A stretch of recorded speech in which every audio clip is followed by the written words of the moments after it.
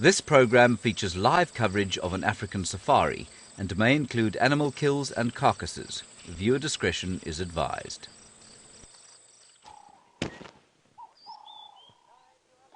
Good morning, everybody, and welcome to the African bush. We are listening to the dawn chorus at the moment, and you are watching Safari Live. Ready.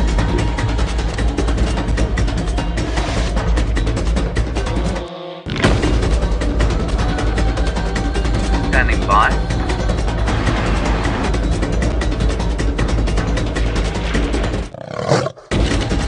5, 4, 3, 2, 1.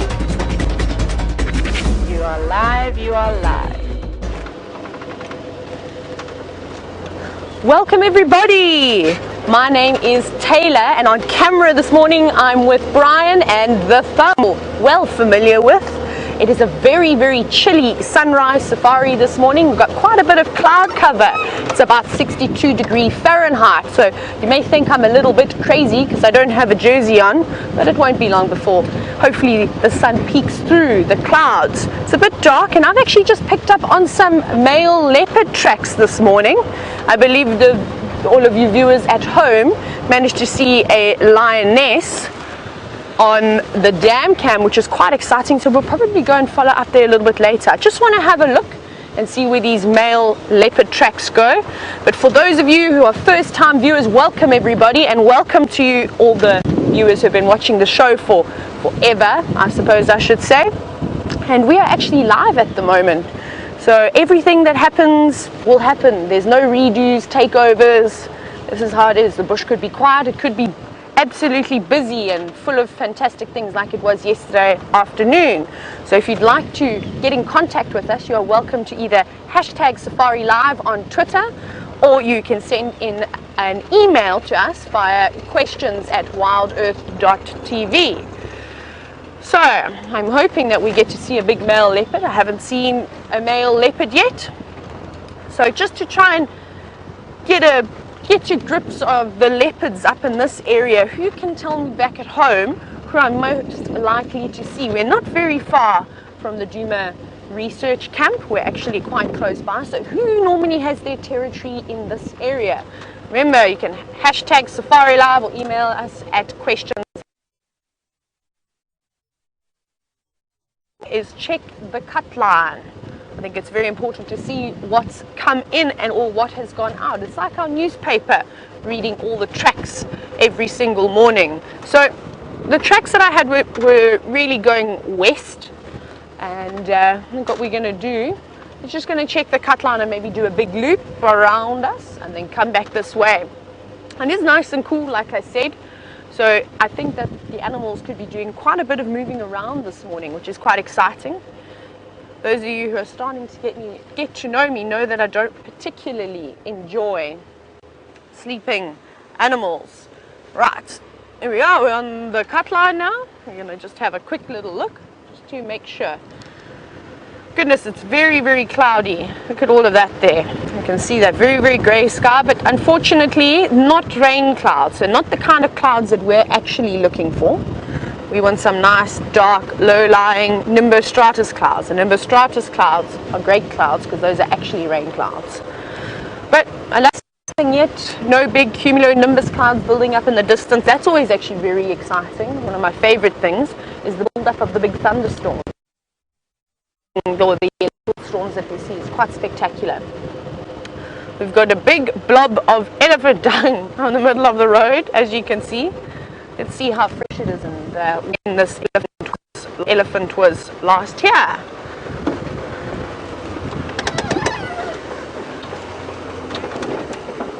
Good morning, James. Richard, how are you? Look at this. Okay, thanks, James. So James has helped me out this morning with the leopard. So he said it could either be Mvula or Tingana. I'd like to see both of them, actually. So we've got this lovely fresh elephant dung, and it actually doesn't look too old. I can still smell it. Maybe I should go get out quickly and just have a little check, just to see. So please excuse me. while I hop out of the vehicle and I take my cable, my life support. Look at this. Rightio. Should I be daring this morning? What do you think, Brian? I think you should be. Brian, I'm sure you know, because you've been in the bush for a few years now, that if you actually stick your finger in the elephant dung and you taste it, you can tell how fresh it is with the amount of uric acid. Obviously, the higher the uric acid, so the more salty sort of taste that you get, the fresher it is. The less salty that it is. Let's have a look. Oh, that's cold. I can't even get my finger in there. Okay, I'm not even going to taste it this morning. Probably from last night. It's chilled. It's like it's been in the fridge for a little bit. And I need to clean my little poopy finger, so I'll have to get bull that was around here just by the size of his dung over here. And unfortunately, he has crossed out of our traverse. But I have no doubt that we will be able to find my favorite animal this morning. That is definitely on the agenda. We're going to carry on checking the cut line. Let me just plug my life support back in and close the door so I don't fall out while we're driving. And I'm also going to get off my finger. Let's use a little bit of hand sanitizer just to get rid of it. Rightio, everybody. While I clean my lovely poop hands, I'm going to send you over to James, who is eagerly awaiting you. Ew, this is terrible. Hello everybody, welcome to this end of the Sunrise Safari. My name is James Henry. On camera today is Wim Durenbraak, who's looking very happy because he's going on holiday today, aren't you, Wim? Yes, he's smiling from ear to ear. It's a gorgeous morning, a little cloudy, but it's very pleasant. The crested barbet is singing to the left of us. And our plan today is to follow the tracks of this lioness and at least one cub going down that way. We might be lucky, we might not, who knows. We will find various other things during the course of the morning. We are as live as Tayla. We took a little while to get going in the morning. The sound needed a bit of help, but it's now been helped and we're on our way. Hashtag Safari Live if you want to talk to us on Twitter, or questions at WildEarthTV if you want to talk to us on the email. As I've said to you before, telephones and the standard issue postal service will not function in these parts. Let's go and see if we can find the lion. Now, I believe one of you did see, or there were a number of reports of a lioness at the Djuma Dam Pan recently. And these things have gone straight down the road, all of them, with little cubbies. They may have gone in there. Let's just keep an eye out. This is rather exciting. There, Viam, is a big lion. Do you see it?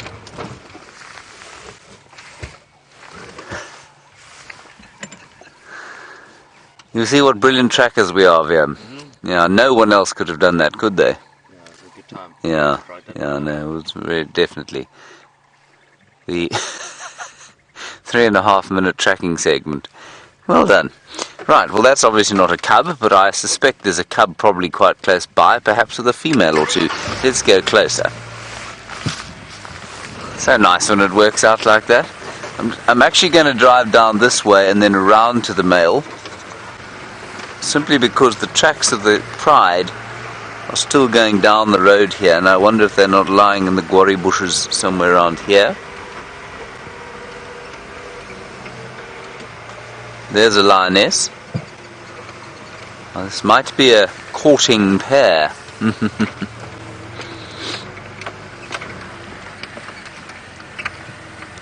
And it's not unusual, of course, for this courting pair, if it is a courting pair, to be quite near the rest of the pride.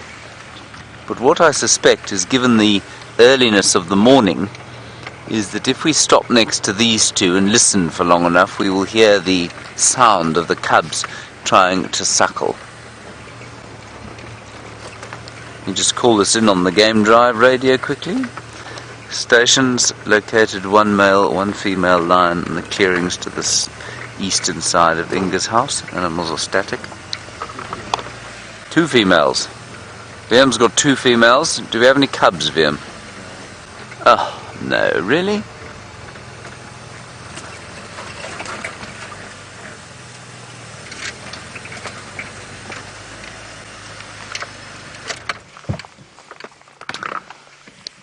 Avshen Butrex, Gunatingala Lega clearing Lega Ingas, eastern side, Twin Dams, best approach. I'm just telling Rexon there to come in here. He's driving at the moment, he's guiding out of Tayla, so that's quite nice.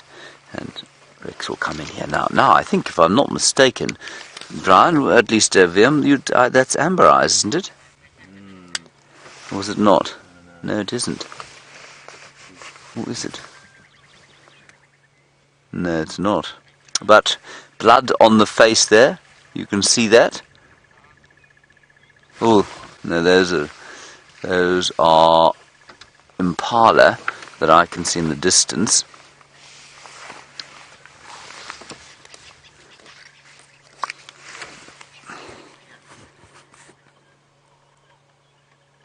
Now, there's blood all over her face. I'm sure she's had quite a lot to eat during the course of the night. Perhaps they finished that buffalo. Let's just listen carefully. This is quite interesting. So we've got the two females here. Perhaps the two that aren't pregnant. That is definitely muck on her face, everybody. That is unquestionably blood and gore, most likely from that buffalo that they ate. And she's just looking towards some Impala that are making their way to the Djuma Dam Pan to have a bit of a drink. The male utterly disinterested. But if you look behind her ear there, VMP, just underneath her ear, there looks like some fairly fresh blood there.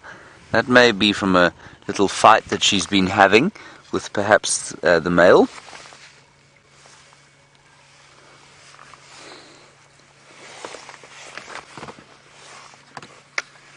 And the male could not even be bothered to look up and talk to us.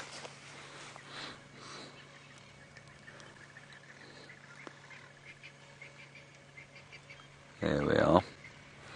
Now, I'm just trying to figure out where the youngsters might have gone.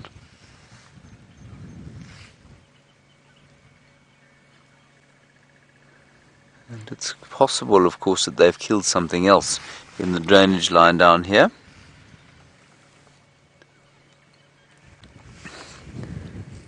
Station's also tracks of the rest of the pride, looks like, with the youngsters mobile south down Twin Dams Road. Good. Well, that's a good start. Now, you can see that this is a proper winter landscape. There is no grass. There are no leaves on the trees.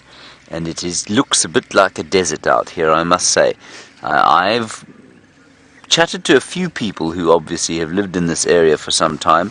And many of them say that this is the driest they've ever seen it. That they have never seen this landscape so clearly dry.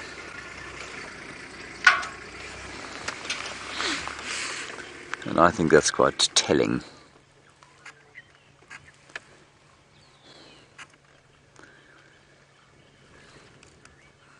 And of course it's not a train smash for these animals. They seem to be doing okay.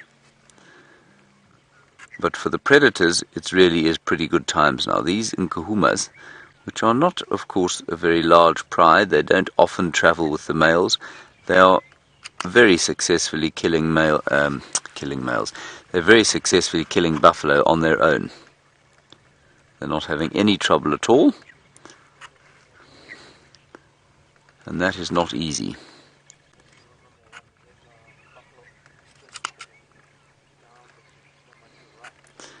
And Alex the Russian apparently said he heard a whole lot of buffalo distress calls just before we went live. So maybe they've nailed another buffalo. Not too far from here. That's possible. Oh, look at this. This is unusual. This is unusual. Look, she's covered in gore. They're going to mate. Look at this.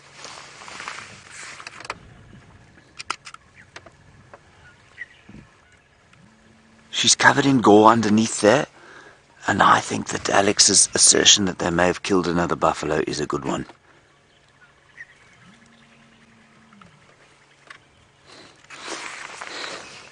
But that's quite unusual to me, how she managed to, or how she sort of sought him out there. Of course, we know when these lions move, when they're mating, it's almost always the male that initiates it. completely different from the leopard, where she flings himself at an apparently unwilling male. And that little kind of conflict would have resulted in this, with him just marking his territory, showing that he is the big boss, or trying to.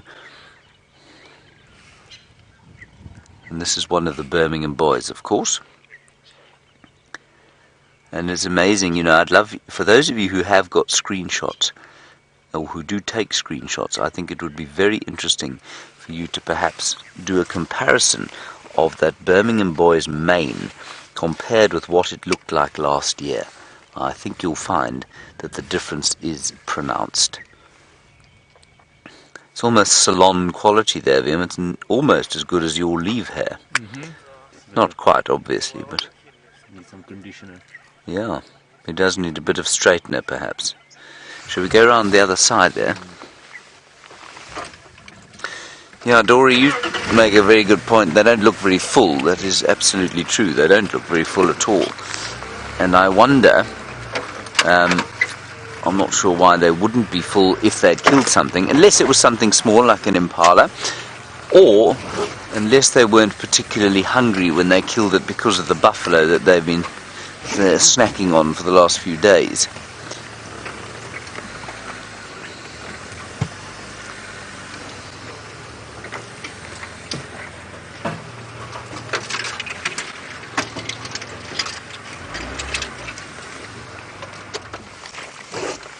That is amber eyes, you know. It's definitely amber eyes.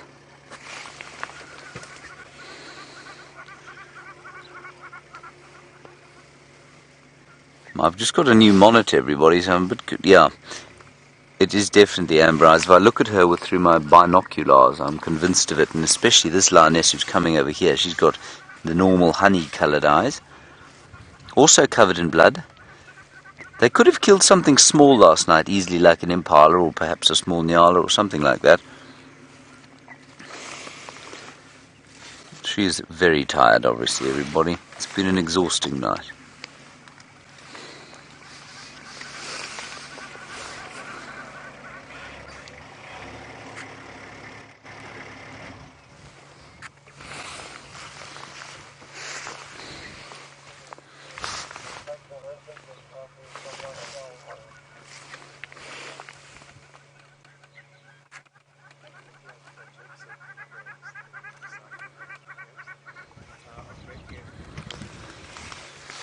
So I'm not sure what's going on here, why it is that Amber Eyes, our dear friend, doesn't seem to have managed to conceive youngsters yet.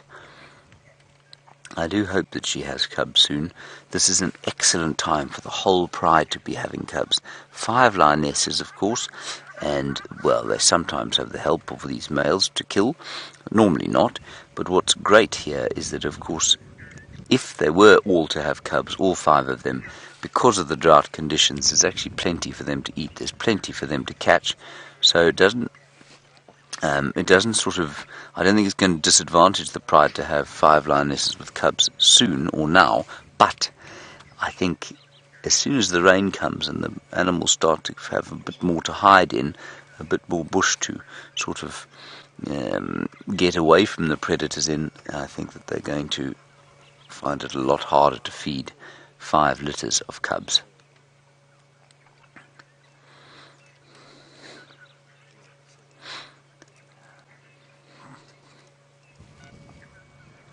Alrighty, we're going to sit here for another 2 minutes, then I'm going to see if we can find the rest of the pride. While we do that, let's head across to Tayla and see what she's discovered as the dawn progresses.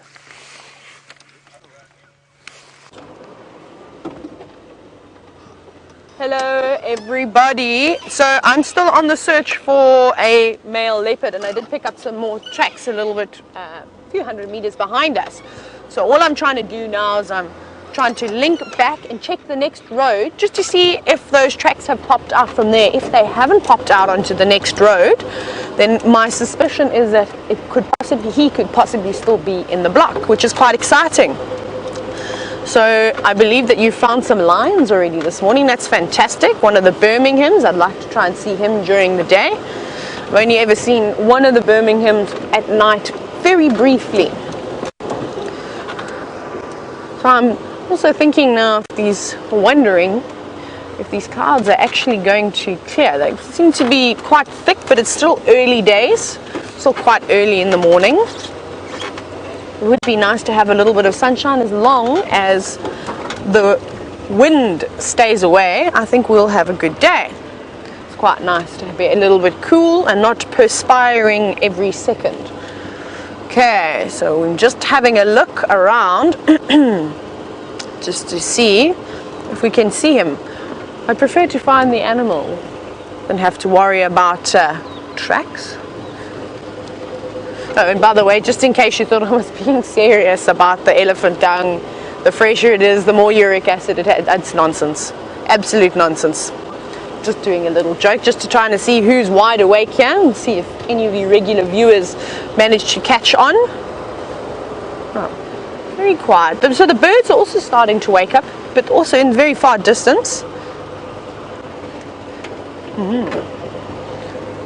Good morning, Jessica.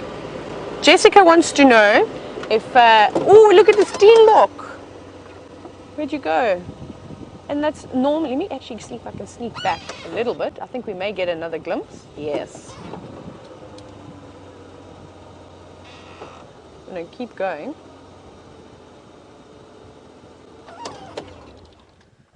Oh, look how quick that is. Sorry, Jessica, I'll get back to your question now. We have a little Steenbok over here, which is an animal we normally just see as a blur because they run away so quickly. So it's quite nice to see a little male. I don't know if you looked or you managed to see those tiny little horns that were poking up on top of his head. So that is a male. In this area, the female antelope don't have any horns, so it's quite easy to tell the difference. In other parts of South Africa and Africa, there are some antelope, for instance, like blesbuck, which have both of them have horns. I suppose a wildebeest as well, both of them have horns, but they're relatively easy to tell the difference. Or I suppose it's not fair me saying that, seeing as I've been in the bush for a long time. But now it's just walking off, obviously going to look for cover. Normally what they would do, and I was chatting about this last night, is once they feel as though they've been spotted, they'll make a decision. We call it the 3 Fs. The first thing it's going to do is it's going to freeze, which it did very briefly, and off it disappeared now. So it froze very, very, very quickly, and hope that whatever it saw didn't see it. Stand nice and still. If that doesn't work, the next thing they do is they're going to run away. They're going to flee, which we actually watched it doing. It didn't really flee to worry. I think they're just slightly nervous of the vehicles, probably wondering, why are we watching them? What haven't we seen? And then if they fled, or if there's no space for them to run, the next thing they're going to do is fight. So those are the 3 Fs: freeze, flee, and fight, which is the first instinct that an animal will do. So it's quite important to learn, and you see it with all the different animals. So Jessica, sorry, just to go back to your question, Jessica has asked us this morning, do hyenas fight with leopards? Like leopards and hyenas will sometimes fight, and is it quite common? And yes and no. I've actually seen, how interesting is this? I've seen hyenas feeding on a carcass with leopards before, with a big male leopard. Now you'd think a big strong male leopard, you've seen the Anderson male, you've seen Mvula, you've seen Tingana, you know how big and strong they are. And you think, why don't they just chase them away? Sometimes what happens though is the animals don't want to risk getting into a fight because they may become injured, and then that injury could cause them not to be able to hunt properly and a variety of other things. So sometimes leopards will snarl and growl, but the hyenas don't really care too much. Maybe if there's a cub around, that may change it. Mom might be very, very protective and maybe take a little swipe perhaps at the hyena, but I don't think they'll get into big arguments like what you see with lions and hyenas. So if they can, if there's enough meat to go around and that leopard knows it's not going to win and be able to take it up a tree, it may even just sit there and try and grab as many mouthfuls. And I've seen them eating very nicely together before, no one fighting, one hyena on one side, big male leopard on the other, munching away on an impala. Obviously in the end, the leopard, after he had his fill, he moved off. He knew he was never going to win the tug of war match with a hyena. So Jessica, I hope that clarifies it a little bit for you. And good morning, and thank you so much for watching the show. I look forward to getting to know you a little bit better. For those of you that have just tuned in, we are on the hunt for a male leopard. We've just had a few tracks and the tracks have gone from going west to crossing south. And if you'd like to message us or comment like what Jessica has just done, you're welcome to either hashtag Safari Live on Twitter, or you can email us at questions@wildearth.tv. Sorry, I seem to want to put email us as one word sometimes. Right, so I haven't seen anything coming back across this road, so I presume he's still in the block just to the right of us. Well, that's what I'm hoping, and hopefully he hasn't crossed out of our traverse. Right, what do we have here? Nothing. Very quiet. Wait, little bump.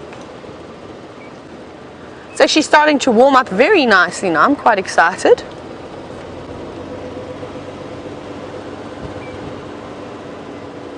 Right. Oh, there's a few little birds. I think it's very quiet. It's not really the greatest morning to have a look at birds with the grey sky in the background. So I'm not going to show you the little magpie shrikes that, well, they've actually just flown off the tree. Let's go back to James and see how those sleepy kitties are doing. Well, they're up a little bit, everyone, and they were coming across to try and see some impala, I think. The ones at the dam pan. There's some to the right of me heading towards the Mlwamati drainage over there. There are the impalas. And the tracks of the pride head off behind us there into the drainage line and possibly onto Central Road, which is of course just the other side of the drainage line here. I'm not sure exactly. They could be in the drainage, but I think that the impala that are lurking in the woodland to the right-hand side here wouldn't be quite as calm if there were 8 cubbies and 3 lionesses in there.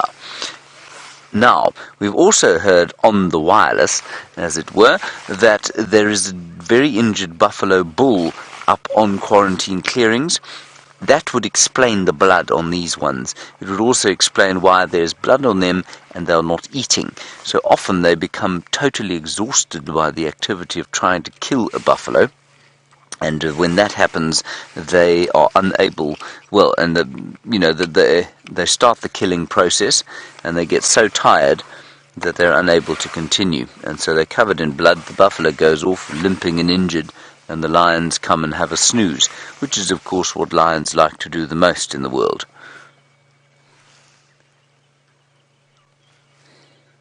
I'm astounded. There are impala knocking about sort of within 200 meters of her in 2 or 3 different herds.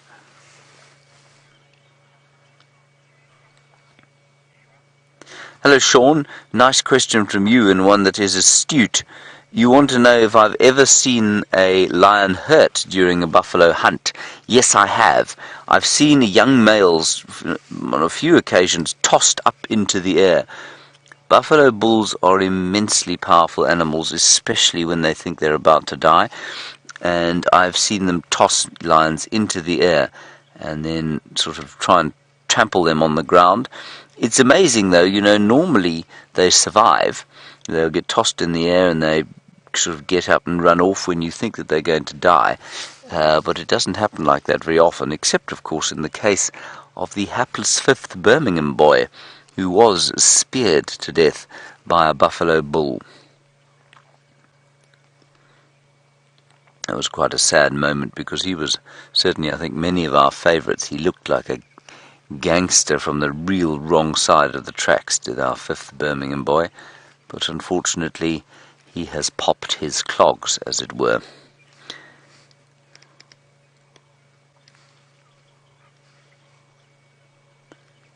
He has gone to join Pride Rock in the sky, Vim.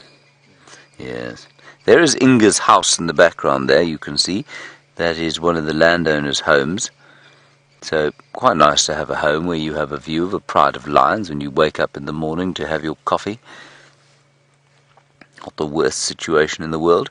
I don't think these lions are going to do a great deal. They might get up and move, but just before everything kind of calms completely, I think let's nip around the corner and just see if the rest of the pride aren't close by.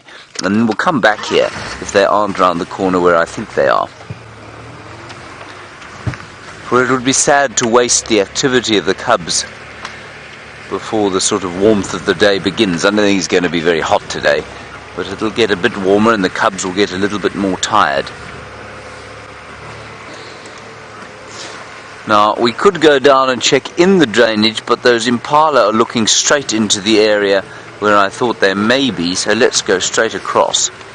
The block in here is really hellishly thick, and we have frequently lost the Nkuhumas inside this drainage system and been unable to get ourselves or our vehicles in there.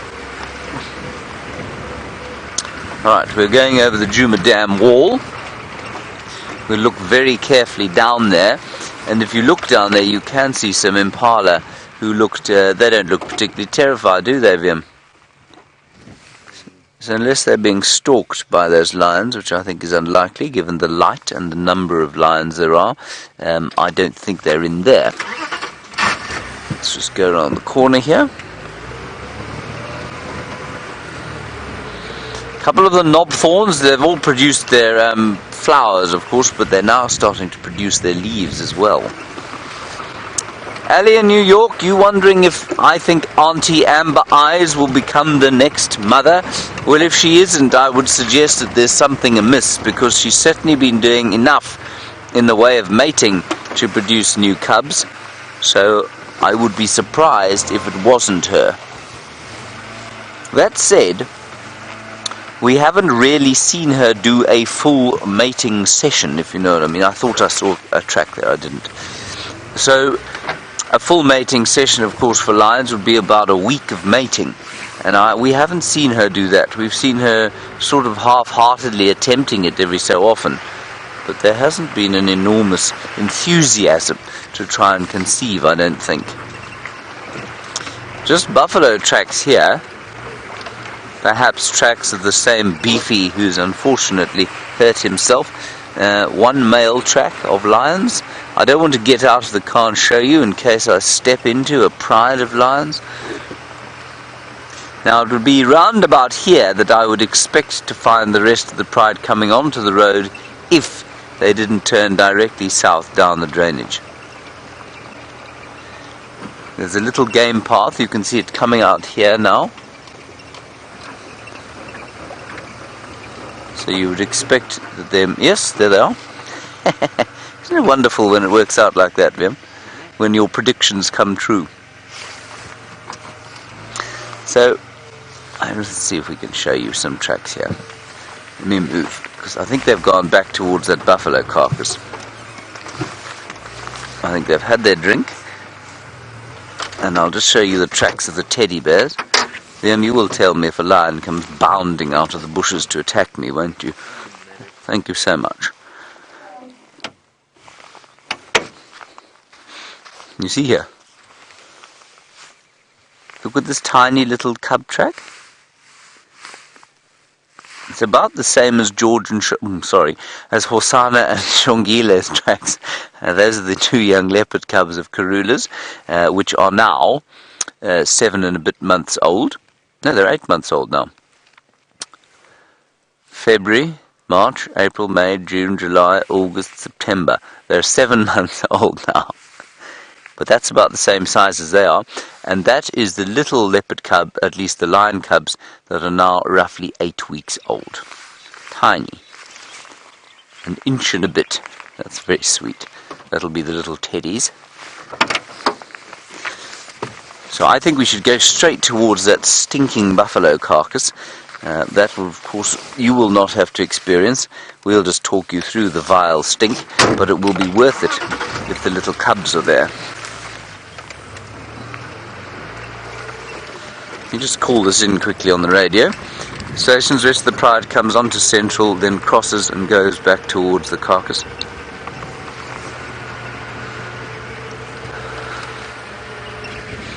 They may also have gone down to snooze here. Alright, while we follow up on these lines, I'm pretty sure they're going to be at the carcass down the road here. Let's go and have a look. Let's go and find out what Tayla is finding.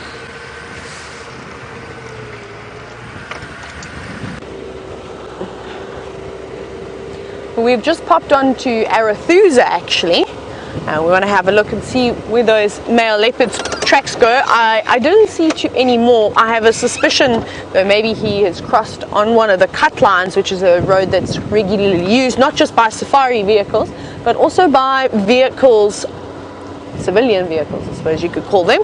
So, and obviously they're not looking for tracks, so they could have easily been squashed. I want to just go and have a look and see if they perhaps didn't come south into Arathusa. Hopefully we don't go traversing on anybody else's property.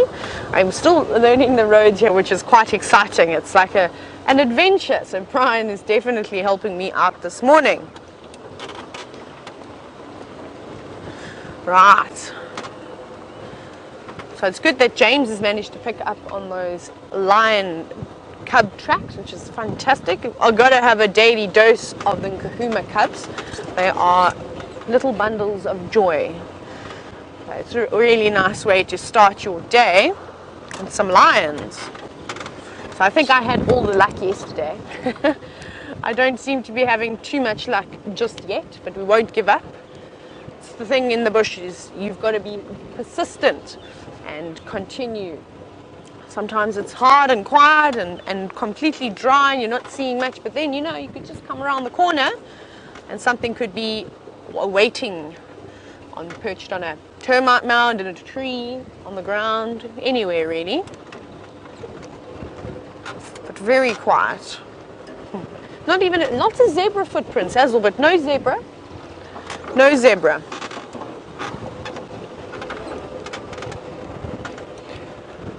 So we are live at the moment. If you've just joined in on the show, we are in the middle of, well, actually we're on Arathusa at the moment, which is situated in the Sabi Sands of South Africa. So we're sort of in the northeastern corner of South Africa. And we are live, so everything we do you'll see, which is quite exciting to be able to have a live safari. I mean, I wish when I was growing up they had things like this. I only was allowed to do safari holidays. I suppose I was pretty privileged, but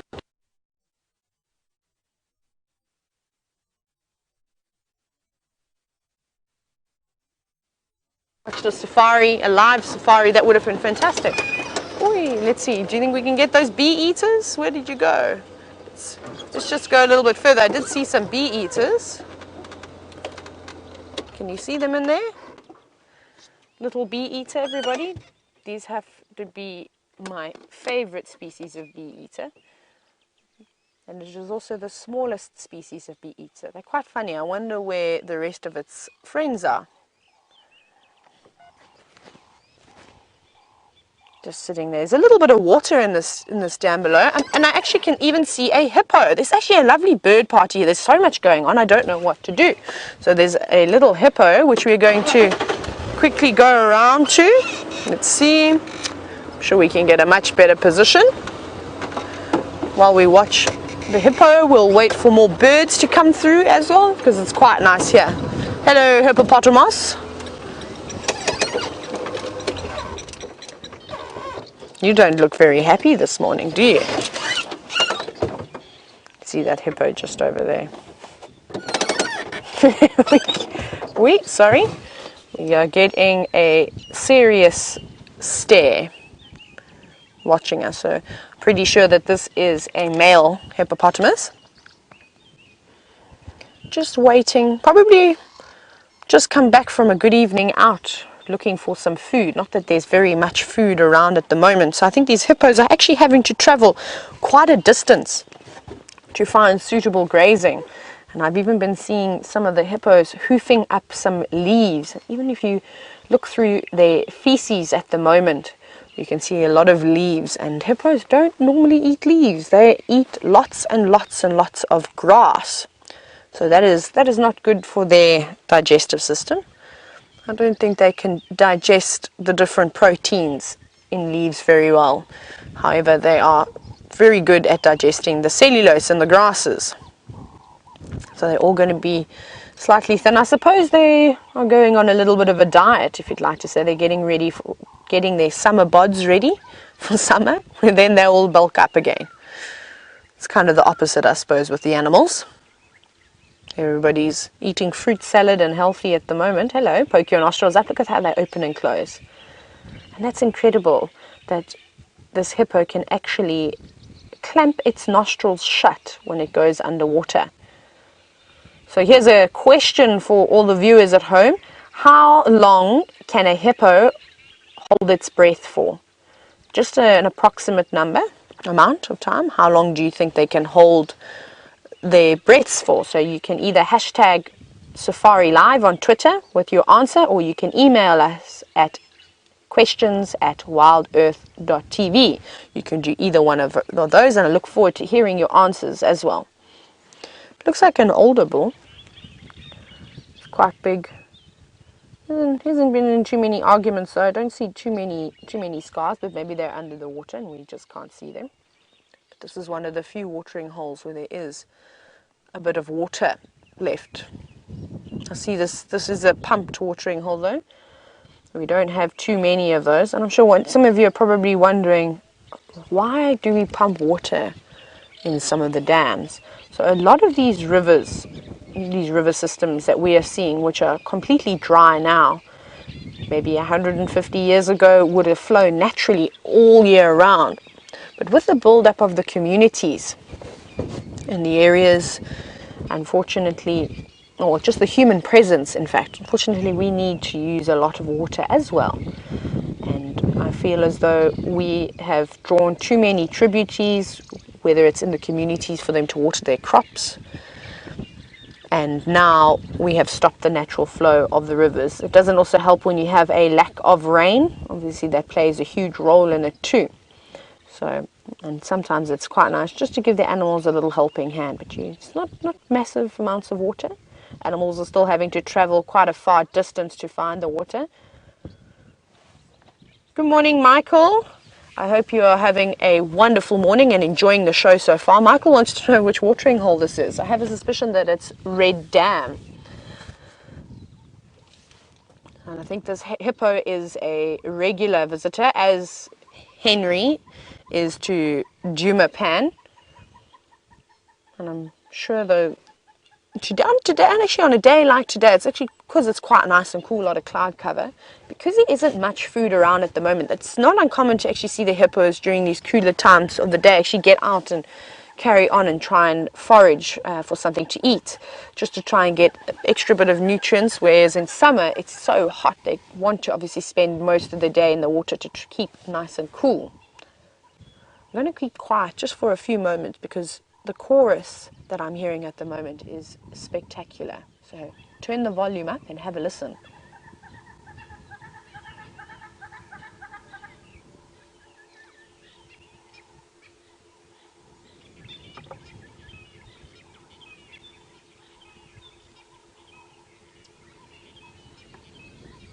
Can you hear that?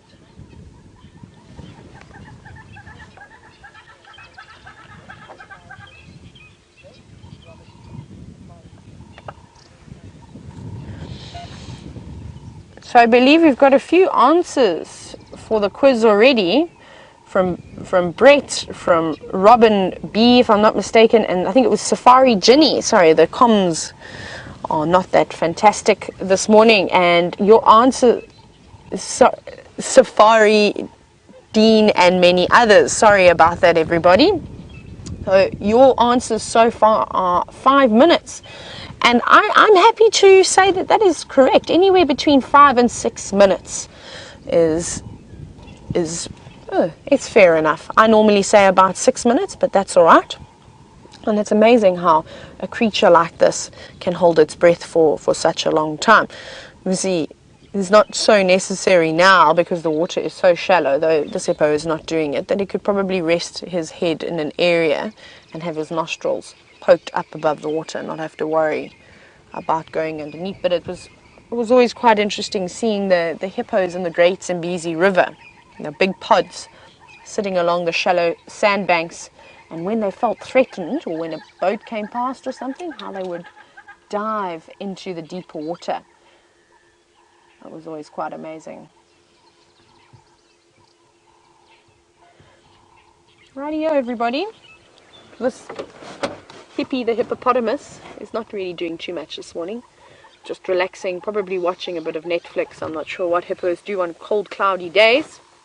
We're going to head over to James, who's got a feathered creature.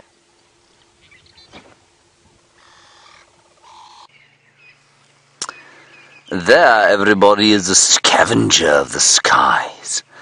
A hooded vulture, one of the first vultures to arrive at any carcass. In this case, it is a bit late, I suppose. We're at the buffalo carcass. Not going to show it to you, it's disgusting. But we also have just come to this area to see if there are any lions around. They are not. They've gone off at that enormous jackalberry tree, and they've gone off towards Hyena Road, so we'll go around there and see what we can find. Now, look at the talons there. Now, those talons, much better for sort of standing there. You can see he's not quite as easy on his feet as he might be, but I'm quite impressed by the size of those claws, I must say. They're not very powerful talons, so in other words, although they're sharp and they'll help him to dig bits of food off a carcass, they're not great for perching. They're certainly not great for killing. But that's quite a claw. You see how he's constantly having to balance? Then look at the crop. That's the sort of storage vessel just below his throat there. It is full of rotting buffalo meat. They also eat fresh lion dung, which could possibly form part of his food. How delicious would that be, VM? And this one's just a bit tired by all the activity, so having a yawn. When we got here, there were two of them there. The other one was a juvenile. This one might fly now, VM. The juvenile is indicated by the fact that it's got a sort of brown peak instead of that grubby white peak on the back of the head.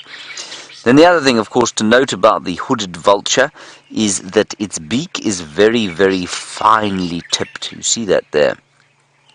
And that's so that it can get at all the finest parts of the sinew that there is on a carcass, completely unlike a white-backed vulture or a lappet-faced vulture, which has a big, heavy bill, unable to get into the little crevices that this vulture, right at the bottom of the vulture hierarchy, given its size, is able to get at.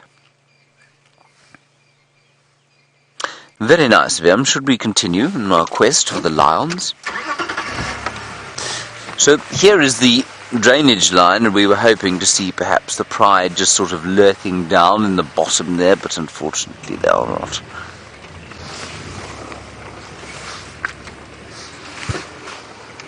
Goodbye, hooded vulture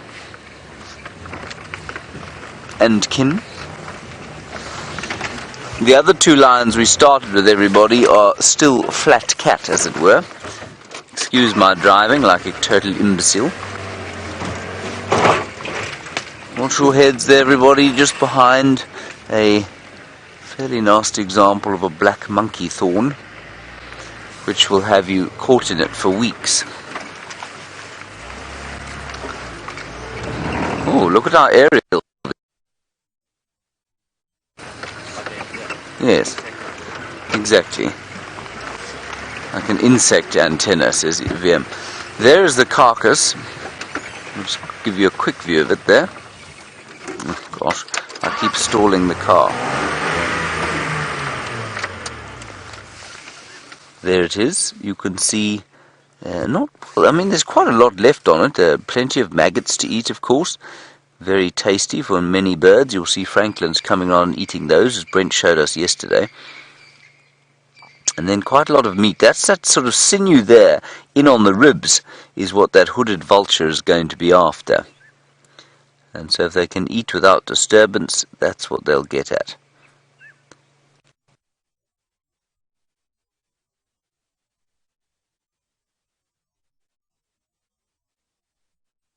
So much to eat, and I think they'd just rather eat some fresher stuff, which dovetails quite nicely into your question, Brad, about how rancid a carcass has to be before a lion will reject it. The answer is there is no carcass too rancid for a lion. I've very seldom seen them reject anything, and normally if they do move on from a carcass before it's finished, it's got nothing to do with how rancid it is, but much more to do with the kind of pressure they're feeling, or perhaps they've found something else to kill. So, yeah, the rancid nature of that carcass will not deter the lions one bit. I just think that they've been eating so well of late, because the buffalo is starting to weaken especially. I think that they're just not bothering to go through the effort of getting every little piece of sinew and meat off a carcass like that. They eat until they're full and then they just move on. They have a drink, they walk off, and they see what else they can find. Now I shall show you where the tracks went off the road, and then we'll go round to Hyena Road and see what we can find there. There's the big jackalberry up ahead is where they turned off, and you can see the cloud gathering from the southeast. It's very pleasant at this time of the year to have cloud in the morning, mainly because it means the middle of the day is probably not going to scald you beyond recognition. Certainly a very pleasant temperature the whole of yesterday.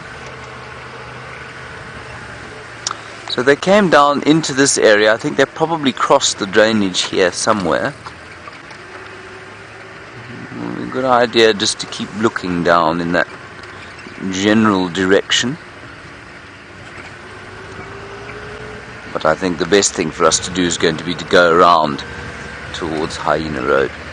I don't think that these tracks are quite as fresh as, you know, very early morning. I think they probably came through when it was still dark. I don't know if anybody saw the cubs actually at the pan, but they must have been there at some stage. Right, let's just stop here and have a look at these impalas.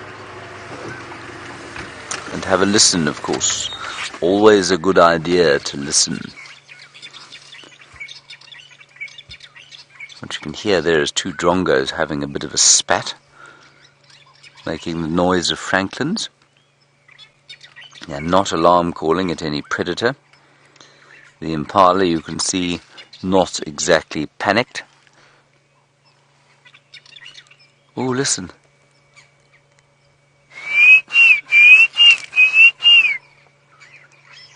That's the first classes cuckoo of the season, everybody. That's really nice. I'll just play it for you. No, I won't play it for you. It sounds pretty much the same as the whistle.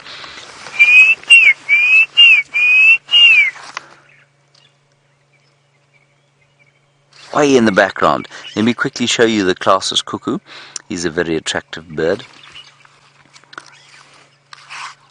Well, until you, of course, appreciate their habits, which consist of parasitizing other birds' nests, as we know about the cuckoos. The classes cuckoo is number 1. And it'll parasitize basically any insectivorous passerine, and that's any sort of insectivorous bird that sings. So it could be a starling, it's unlikely to be a weaver, it could be something as small as a crombeck, I suppose. But any insect-eating bird, and that's how many, well, all of those cuckoos do occur here at various stages, but the first one back are the classes.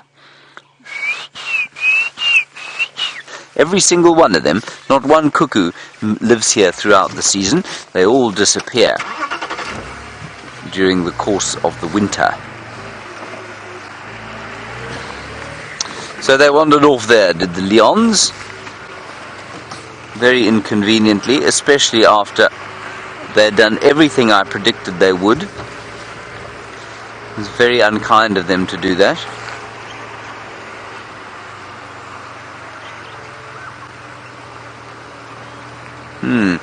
Now, Carol in Lincoln, you're interested in whether or not I think the lions will go back to the injured buffalo on quarantine clearings. Carol, I think it's quite likely, yes, at some stage. I'm not sure today. Those lions look pretty tired to me. It's still very cool, and why they weren't moving at all, I don't know. But to say that I think they were obviously very tired. It's possible that the other lionesses are up there and they've stashed the cubs here somewhere. That's entirely possible, and maybe they will be having a go at those buffalo fairly soon. The impala are so close to us here. They so seldom will sit for any length of time close by. Isn't that nice? Now you can get a good idea of their skin condition. Not looking very shiny. I think she's quite old, you know, but she's definitely pregnant. Look down there at her belly. I actually you won't believe it. I saw a kick. Watch there.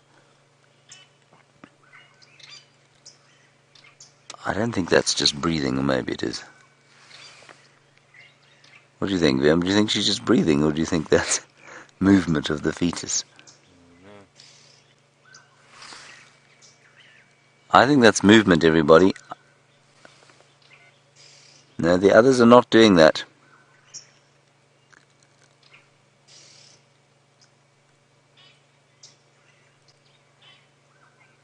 That's very cool. That's the fetus moving, everyone. It's a tiny little baby Impala.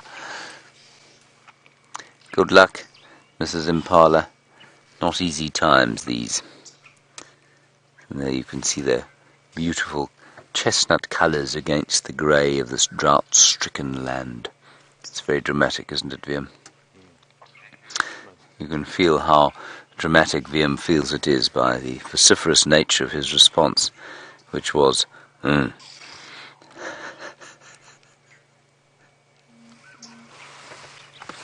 Alrighty, let's carry on down the road, yeah?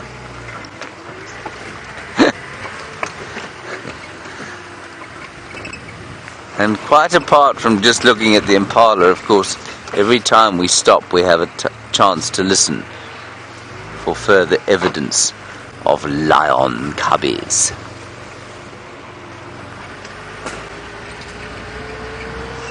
Let's go up here.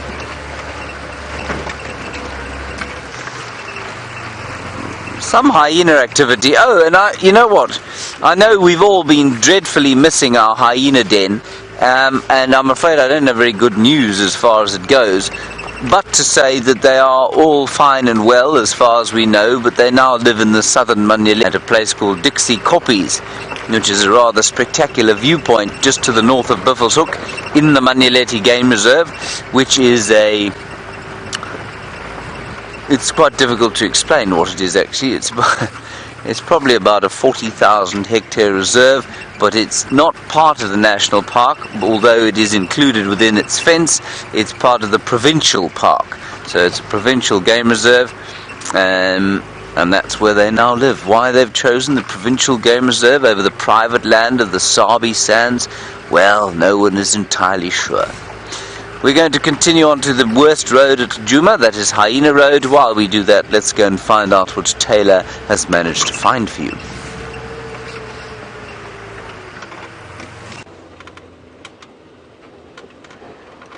So I believe James has been chatting about the hyenas of the northern Sabi Sands, or actually on Djuma, and I actually haven't seen any hyenas since I've been here. I saw some hyena eyes last night around camp, but not really much to identify. But I'm also so looking forward to getting to know the different individual hyenas in this area. Unfortunately, when I've only ever really experienced 2 hyena dens in my life, and both of them have not been for very long. It was sort of just as the cubs were old enough to move away and move with the clan. But it's so exciting, and hyena is actually my second favorite mammal after the elephants. So we didn't have any luck here at Arathusa, unfortunately. We did a little loop, didn't really pick up on anything, so we're going to head on back towards Djuma and just check this side and see what's happening. We're also just checking the cut line again, just doing a little bit of a little square just to see if anything's coming in or out. So we right now we need to find our way back into Djuma again. No elephants this morning. Desperately would love to see some elephants. Haven't seen them for a few drives now, and I'm itching to see some of them.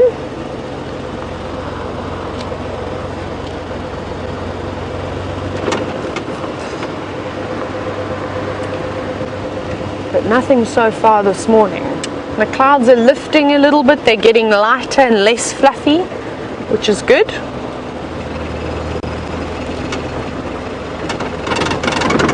but not so much. Right? We've just got a busy intersection at the moment.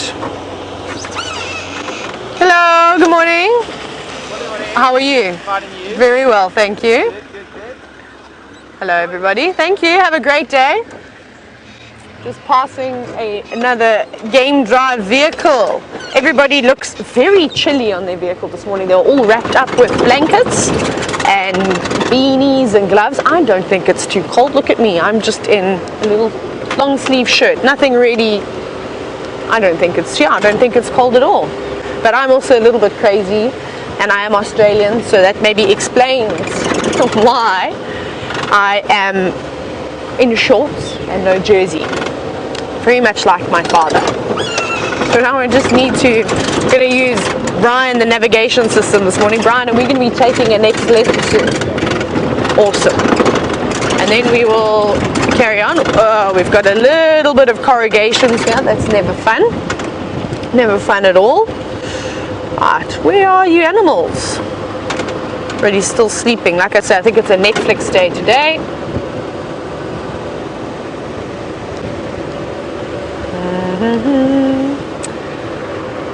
I wish I had a really good singing voice and I'd probably sing to all of you.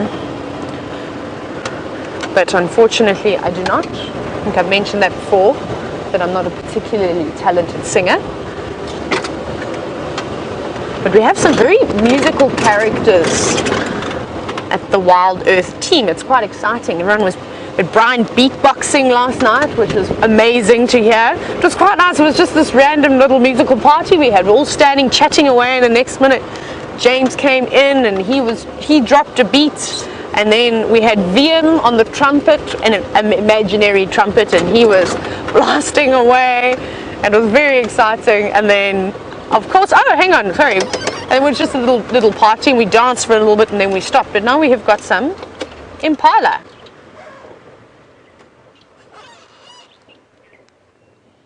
Why are you running for us? Ah, and that Impala has got some oxpeckers that we're chasing it. Morning.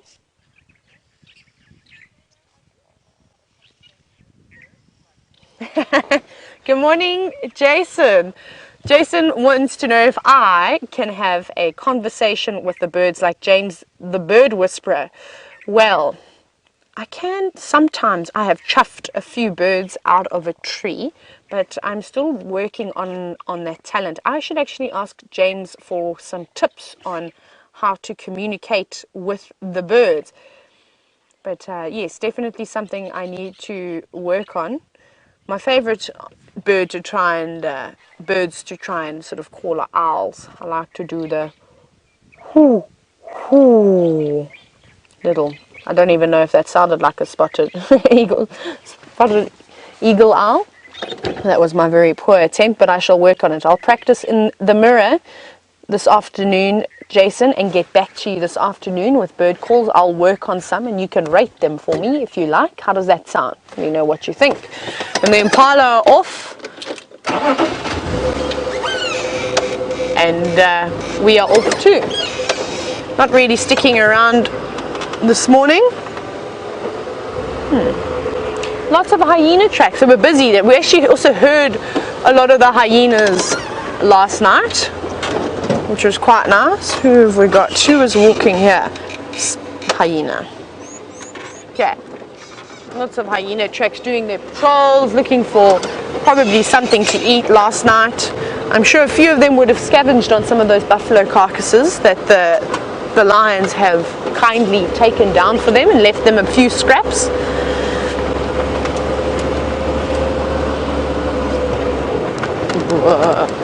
Very bumpy.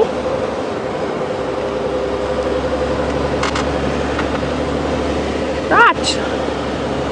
Not sure what James is doing on the other side of Djuma, but we're going to carry on driving hopelessly looking for a spotted cat. I'll catch up with you a little bit later.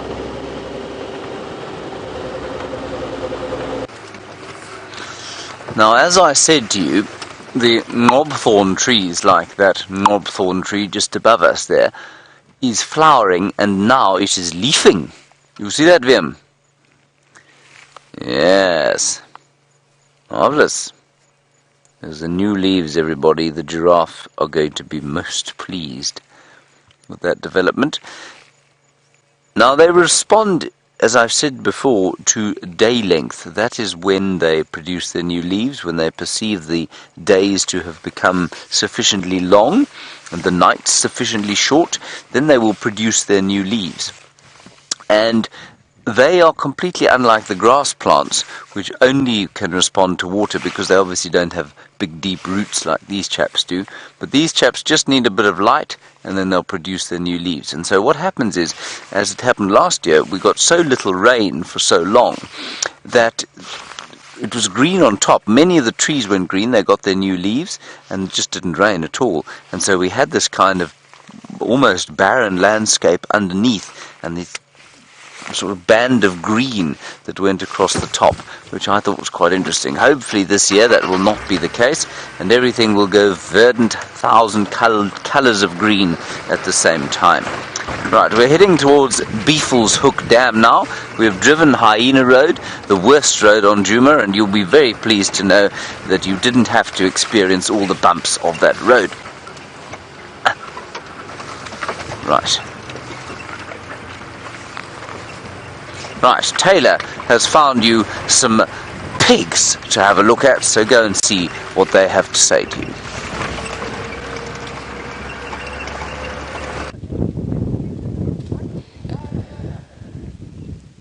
Look at what we have stumbled across as we just came around the corner. I mean, how fantastic is this? We have got 2 warthogs. At the moment we're just looking at one, and they're getting quite startled by the Impala, which are darting across the front of my vehicle and jumping across the road. You may see one, there we go. So they're being slightly cautious. And I don't know if you know this, but we obviously have the Big 5, which is one of the biggest tourist attractions about coming on safari. But did you know that we also have an Ugly 5? And now you are looking at one of the Ugly 5 members. Let's see, I don't know if anybody's ever asked you this before, but who knows what the 5 ugly animals are in the African bush? So please send through your answers to #SafariLive or questions at WildEarthTV. Let's see what you have to say. So we're looking at a female. We can now see her rump. There's a good one for the Bums of Africa calendar. Remember, everybody, we're trying to make a calendar, and we're going to call it something along the lines of Bums of Africa. So please take a screenshot of that. That's quite a nice one. We don't get to see the warthogs too often. And there were 2 female warthogs here. Quite easy to tell the difference between the male and the female from this end, of course. You can know which bits that you need to look for. But also what's a nice giveaway is, if you can see on the side of her face, can you see those big fluffy bits of hair that are sticking out? I don't know if you can all see that. Pretty amazing. See how long they are? Now the males, little tufts of hair on the side of their face, are not as long, as well as this female's only got 1 pair of warts. You can see just to the left of her eye, you can see a wart. And she's got another one on the other side of her eye, whereas males will have 2 sets of warts. So they have 4 warts in total. But what's quite nice about that tuft of hair is that when she's standing in the distance, and hopefully she turns around and we'll be able to see her again, it actually looks like she's got really big tusks. I mean, how incredible is that? So this is an adaptation that the young piglets have and the females have to make them look bigger and scarier, to have these big tufts of hair, whereas the males, of course, are armed with very, very large tusks. But look at her. These guys are so relaxed. I'm so excited. And they're really quick. They're fast runners too. They usually just leave a big dust cloud behind them when they sprint on off. But you can see them as well. Very, very... these ladies are not looking too bad, but I think they've got some piglets inside their bellies, which is adding to the roundness of them. But I'm sure they are also quite hungry, especially now that there are going to be some babies inside, little piglets inside there. They need to eat a lot more. So Chris wants to know how fast a warthog can run. I'm not 100% sure exactly. I don't even think it's in my mammals book. Let me have a look. But they can zoot on off while you have a look at this warthog. I just want to double check, and I'm going to guess quickly, and then we'll get the correct answer. I reckon it's probably about, maybe, that one's just trotting along there, maybe 35, 40 kilometers an hour, maybe even a little bit quicker. Let me just double check for you. I don't want to feed you any incorrect information, and it's impossible to know everything. I think I did used to know how fast a warthog could run at one point, but I have forgotten, I'm afraid. Now, Chris, I'll be with you in 2 seconds.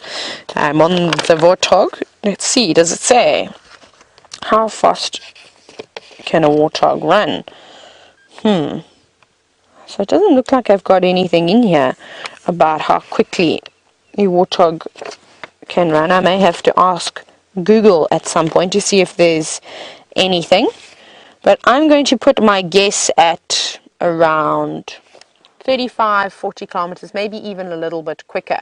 But the warthogs have now disappeared into the distance. You can just sort of see their rumps sticking out and off they go. But I'm so happy that they came out this morning to give us a little glimpse of them. I haven't seen, I think these could be the first warthogs that I've seen since I've been here, so very nice to see them. And isn't it going to be exciting in a few months' time when we see a whole lot of little piglets running around? Warthogs are important. They are food for lots and lots of different predators, especially when the piglets come around, not only for the bigger predators like the lions and the leopards, who unfortunately love to eat the little piglets, but for snakes, for birds of prey, for so many different other creatures that will actually feed on them. So not many of the piglets survive once they have, once mom has given birth to them. So we're going to head on back onto Djuma again. I just see Brian wrapping himself up in his blanket. He must be feeling a little bit chilly this morning. I hope you enjoyed those warthogs, because I really did enjoy them. I was actually too busy admiring them. I forgot to take a little picture. So hopefully some of you managed to get a screenshot of one or two, or I think we only really saw one of those females. Please, you're welcome to tag me in it so I can have a look a little bit later. I don't always, unfortunately, get to take photos.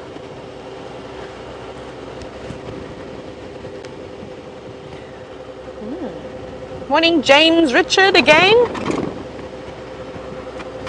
So James has come up with his own list. James has come up on his own list of the beautiful 5 animals that we see in Africa. And he wants to know, what animals would I put on my list of beautiful 5? Well, I think firstly the lilac-breasted roller has got to be in there. That's such a stunning creature to look at. A giraffe. Giraffe are beautiful, especially with those lovely long eyelashes that any supermodel would be jealous of. Who else would I put in my beautiful 5 list of animals? Right. Those 2 are my favorite. I'm going to put a few birds on here because I think birds really steal the show in terms of prettiness. So I'm going to put a purple-crested Taroko on here as well. I'm also going to add an Inyala bull. It's got to be a male Inyala. And I think a male lion. I think those are my 5 most beautiful animals. And has anybody found out what the ugly 5 is yet? No, one of them are the warthogs. I wonder if Google's going to have that for you. Otherwise, guess, throw some answers in. You can either hashtag Safari Live on Twitter, or you can email us at questions@WildEarthTV. I look forward to hearing. So when I was guiding down in the southern sands, my tracker Candy, it was his absolute favorite thing to tell everybody about the ugly 5. So Candy, that's a dedication to you. He actually taught me what the ugly 5 was. And I think it could be my favorite. I think I may even prefer the ugly 5 to the big 5. I'll give you a clue. There's some birds involved as well. So what are the ugliest birds that you have seen while you've been watching the show? And then that should help you out a little bit. So there are three mammals and 2 bird species that are in the ugly 5. Now I'm giving you a lot of clues. I'm not letting out on any more. And you know what one of the mammals are. You know one of them is warthogs. So what else could it be?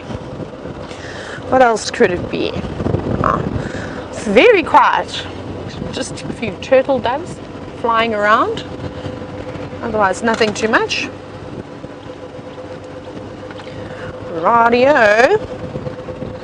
Let's see if we can maybe even find some zebra or elephants, like I said. Still looking for elephants, but haven't really seen too many tracks. It's actually getting a little bit cold now. It feels like the temperature is getting cooler rather than warming up. I may have to pop a jacket on soon. Aha! I've got another member of the Ugly Five, everybody. That should be our goal this morning. Let's try and find the Ugly Five. So look who we have over here.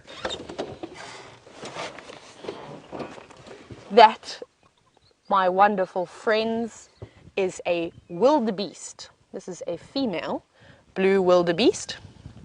And you can see she's munching away on some very dry grass underneath all those leaves. So like I said, this is the second mammal that is part of the Ugly Five. Now the third mammal should be very easy. There's a few more of them, but they're all moving into the thicket, unfortunately. So luckily we've got just one lady hanging about.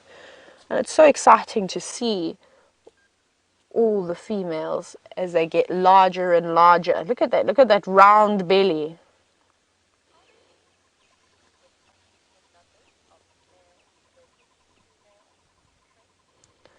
Trent from Fiji wants to know if there are any species of animals with uneven numbers of males and females. So Trent, I'm not 100% sure what you're trying to ask, but I think you're referring to different groups of animals. And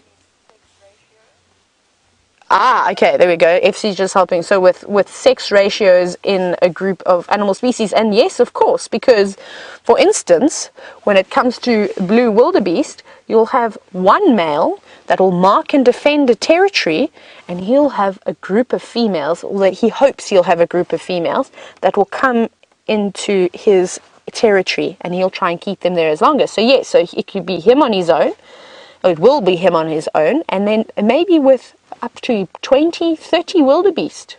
So it doesn't always have to be an even number. It could be 11 wildebeest that come through, and he'll try and keep them there. It's the same thing with zebra. They have it's called a harem, where you'll have one male with a group of females. Same thing with lions. Lions, you can have a pride of lions. You may have 5 females. Let's use the Nkuhumas, for example. So you'll have 5 female lions and a whole group of cubs. And then you have the 4 Birminghams. So Trent, I hope that answers your question. You can get many different ratios when it comes to the different animal species. So either most of the time it's more females than there are males. That's quite typical. Sometimes then you get animals that are monogamous too, that will mate for life. When I say monogamous, if one of them does die, they will go out and search for another mate. But things like Steenbok, things like common duiker, so a few of the bird species as well are also monogamous. We're going to carry on. The wildebeest have disappeared out of view now, so we can't look at them. So we've got 2 of the Ugly Five.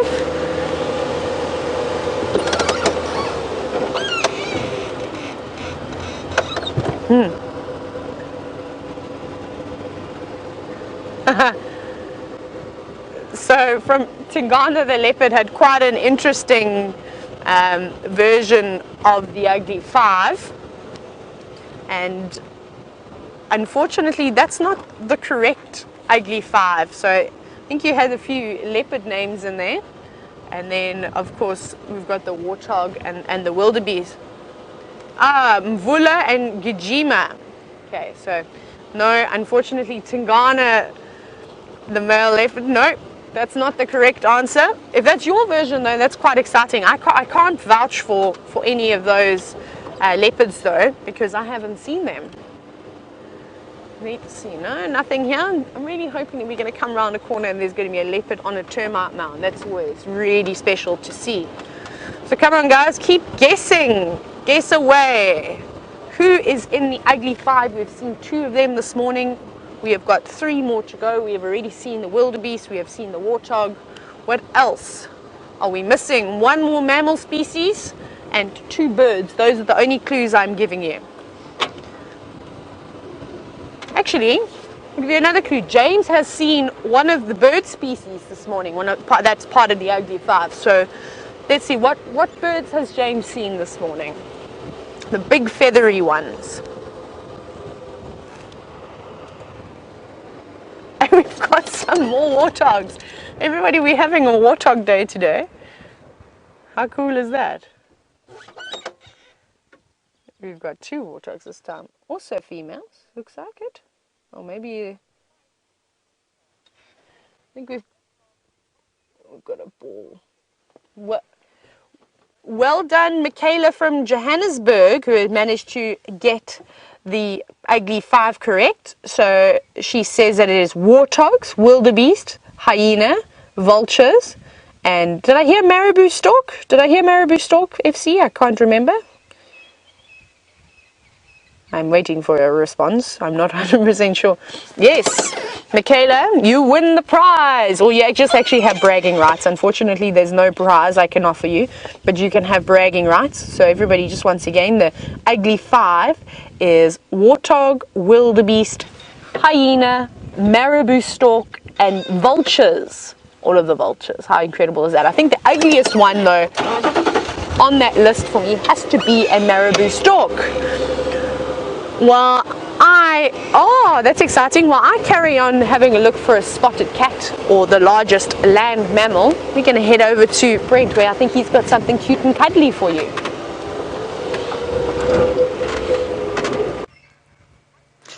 Look, everybody, there are the little lion cubbies. All of them.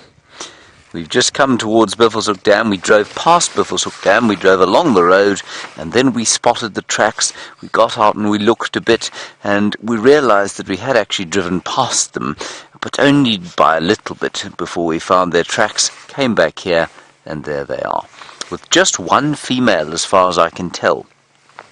Can you see the other 2? Well spotted. Brilliant. So that's the good news. And we can sit and enjoy them for a while. I'm fascinated by how flat they are at this time of the day, especially for the cubs. But I think it's worth spending a bit of time with them just to see if the little things don't get a little bit more playful than their current recumbents would indicate they're going to. Oh, it's wonderful. We will try and get a slightly different view of them just now.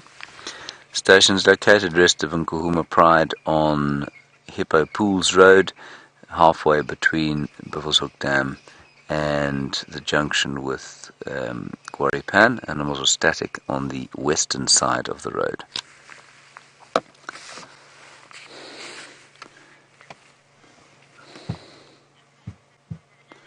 Very nice. Very, very asleep, though. And, I mean, it's early yet. I don't know why they should all still be asleep or already be asleep for the day. We've got 1 little cubby there on the right hand. Oh, we've got action here. High action, everybody. Hold on to your seats. One of the lions is up.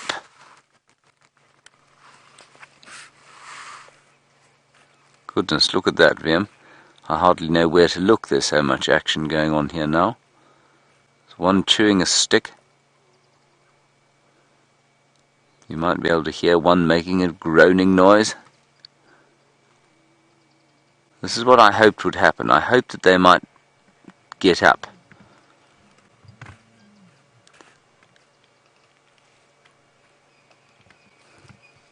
It's a very sweet little thing, just looking what the youngsters are doing. And already the teddy bears, everyone, are not so very teddy bear-like anymore. They're starting to look a bit older. That isn't one of the teddy bears. I think that's one of the oldest ones. Can we just try and go through the ages again? I think we've got 8 weeks old now. That's the teddy bears. We've got probably 15 weeks old and 12 weeks old. Would everyone agree with that? 15, 12 and 8?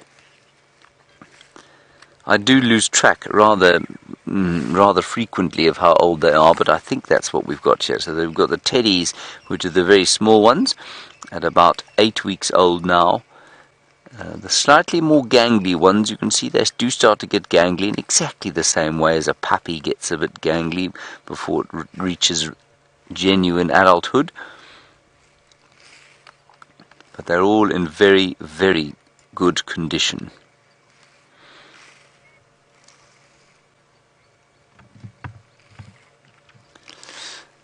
Yeah, Siberia Zumi, you say, can you age a lion on the basis of their cub spots? Siberia, yes, you probably could in some areas. Look, it's fairly useful until they're about sort of 6 weeks old, beyond which those spots almost disappear completely. And VMP, I don't know, are you unsighted with the one chewing on the stick there? Can you see it? Not really. Okay. You can just see there. This one's one of the teddies. That's about 8 weeks old. You can just see the spots on top of the head. The rest of the body has lost the spots, except for on the bottom legs. And then Siberia, if we go across back to the one that you were on, VMP, the one that was sleeping, there, you can see they're still spotting on the legs, but nothing on the head. And that one, I think, is one of the oldest ones. I think that's about a 15-week-old.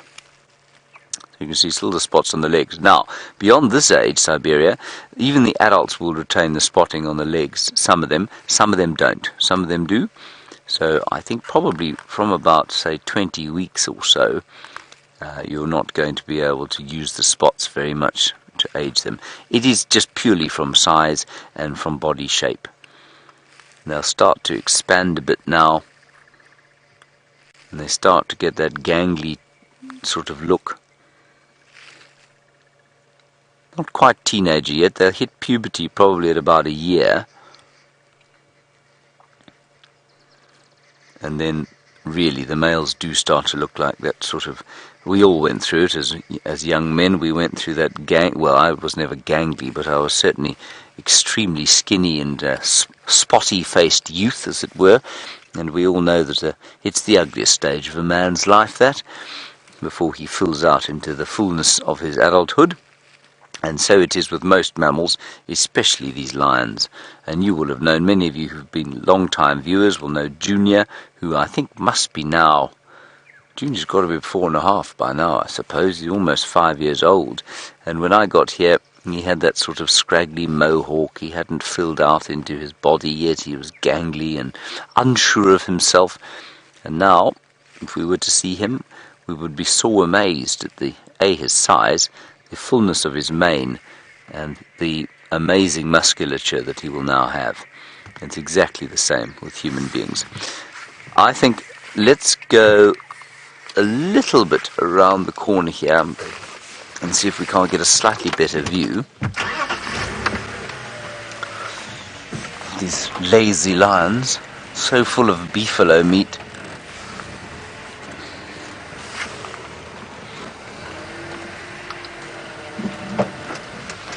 Okay, it's going to be a little bit noisy.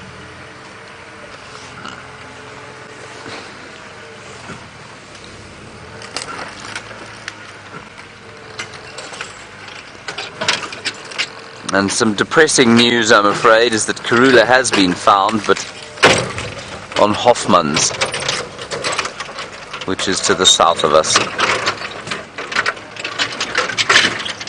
That's VM's favourite bush we're running over. Ziziphus. Your favourite, hey VM? After the Strychnos. After Strychnos, of course. Sorry, I do apologise. There, that's a better view. How's that for you, VMP?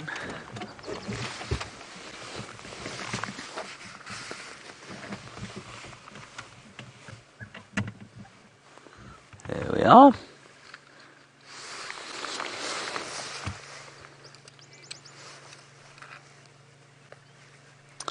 Hello Mandy, you're wondering about the gender and how you can tell them apart at this age. Mandy, only by looking behind their tails, but you can see very clearly once you look behind their tails. You can see their different male and female bits very easily.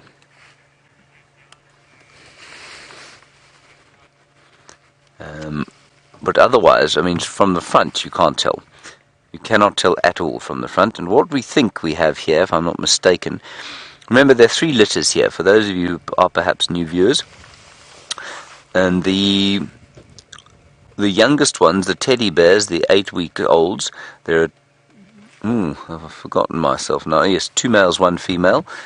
The middle lot, which are, I think, 12 weeks old now, 2 females. And the oldest ones, 2 females, 1 male. So we've got 3 males and 5 females here. And that's pretty normal. I mean, you know, there's no... the sex ratio would be 50-50%. It just happens to be not quite that this time round, but there's no... that's not common.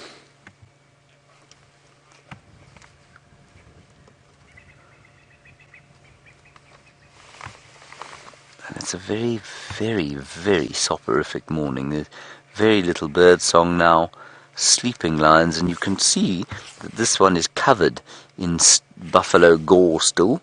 That's buffalo blood. He won't smell so fly were you to get out and give him a bit of a cuddle. And that one there looks a little bit cleaner. And then just in the background there is a little bit of playing going on.